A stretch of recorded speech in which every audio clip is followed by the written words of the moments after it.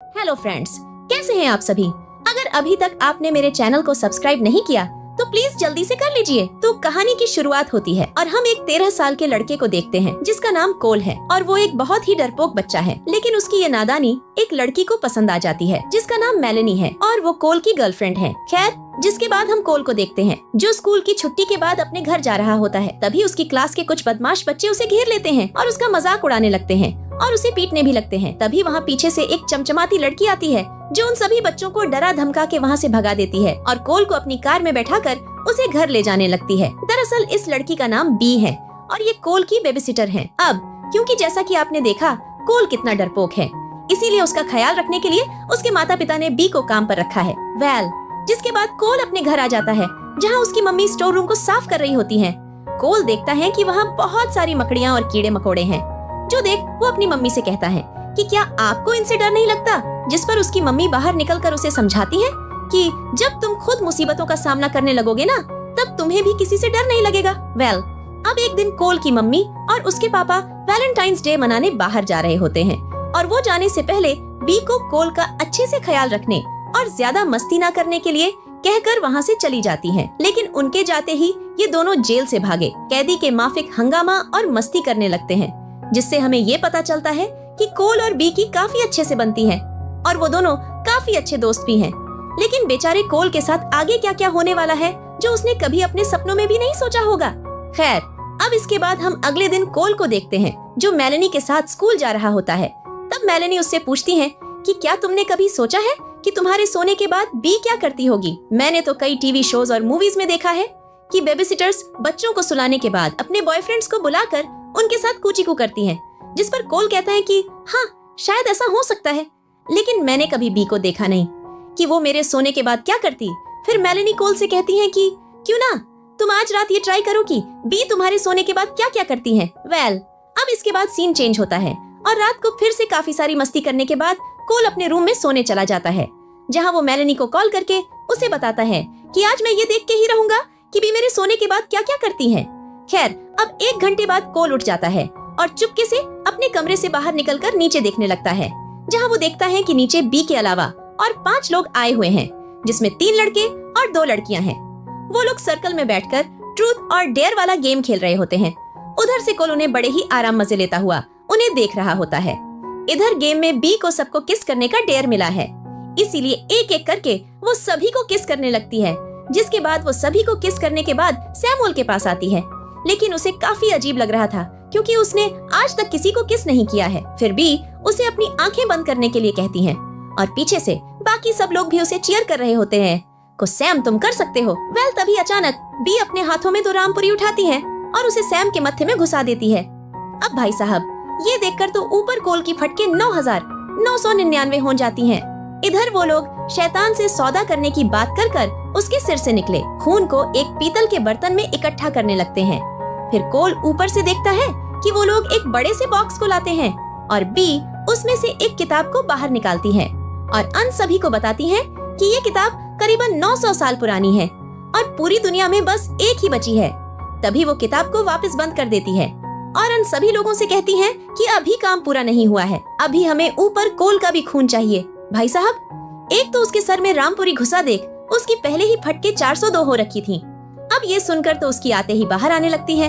वो जल्दी से भागता हुआ अपने कमरे में जाता है और जल्दी से पुलिस वालों को कॉल कर इसके बारे में सब कुछ बता देता है।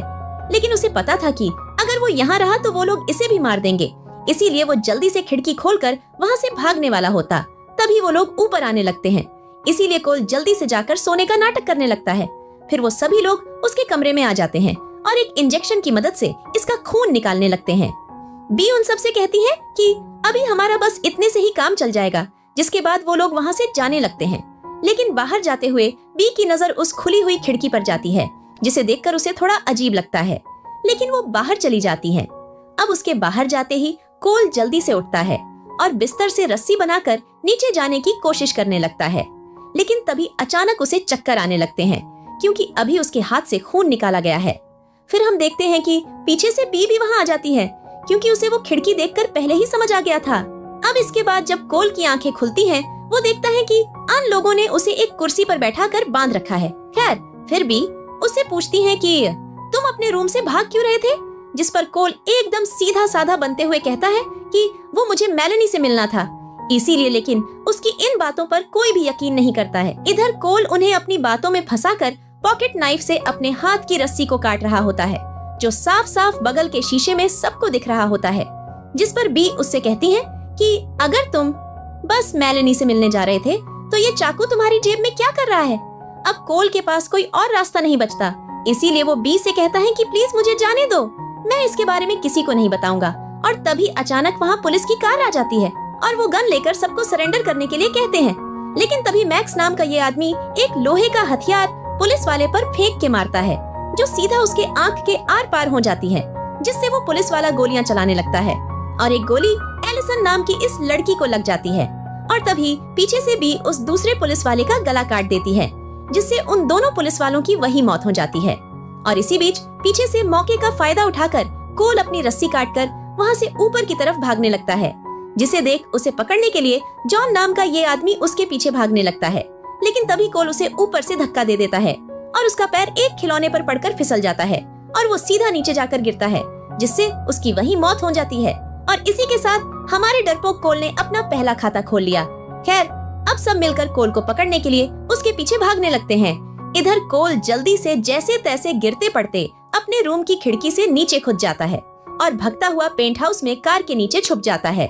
जिसके बाद उसे वहाँ एक लाइटर और एक फायर क्रैकर मिलता है, जिसे लेकर वो अंडरग्राउंड स्टोर रूम में चला जाता है और उसे अंदर से बंद कर देता है। लेकिन अंदर जाते ही उसे वहाँ बहुत सारे कीड़े मकोड़े और मकड़ियाँ दिखती हैं। लेकिन वो जैसे तैसे बिना डरे आगे बढ़ता रहता है और एक चादर से खुद को ढक लेता है।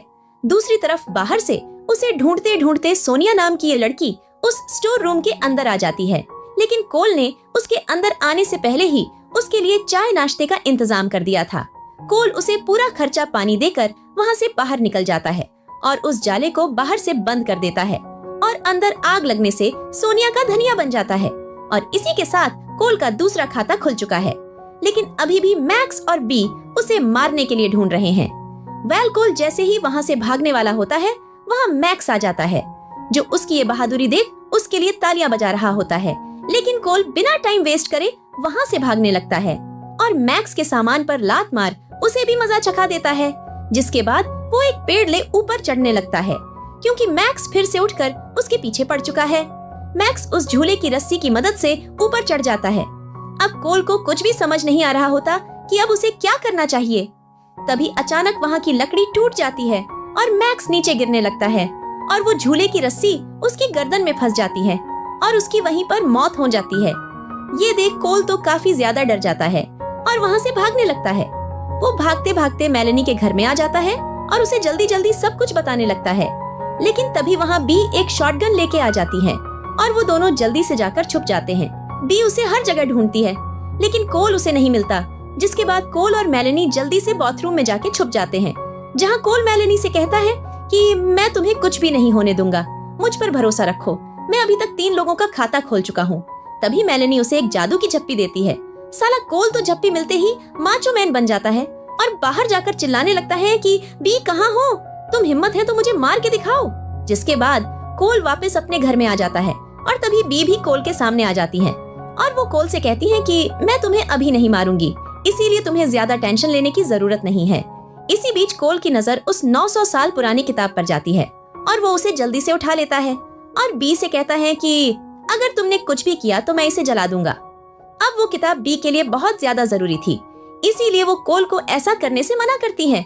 लेकिन कोल अब कोल नहीं बल्कि एक्शन कामिन बन चुका है। वो उस किताब में आग लगाकर वहाँ से बाहर भाग जाता है और अपने बापू की गड्डी लेकर 20,000 प्रति किलोमीटर की स्पीड से सीधा बी के ऊपर चढ़ा देता है और किस्मत वो सही सलामत बच भी जाता है। लेकिन बी अपनी आखिरी सांसें गिन रही होती हैं। वेल, बी को ऐसी हालत में देखकर कोल को बहुत बुरा लगता है, क्योंकि बी ने उसका बचपन से ख्याल रखा है और वो उसकी सबसे अच्छी बेबीसिटर दोस्त थी। खैर, कुछ देर बाद बी की मौत हो जाती है और इसी के साथ इस मूवी का भी दी एंड हो जाता है। अगर आप सभी को मेरी वीडियो पसंद आई हो तो प्लीज मेरे चैनल को सब्सक्राइब करके वीडियो को एक लाइक जरूर कर देना। चलिए मिलते हैं एक और मजेदार हॉलीवुड मूवी के साथ। तब तक के लिए टाटा। अब बाय बाय दोस्तों।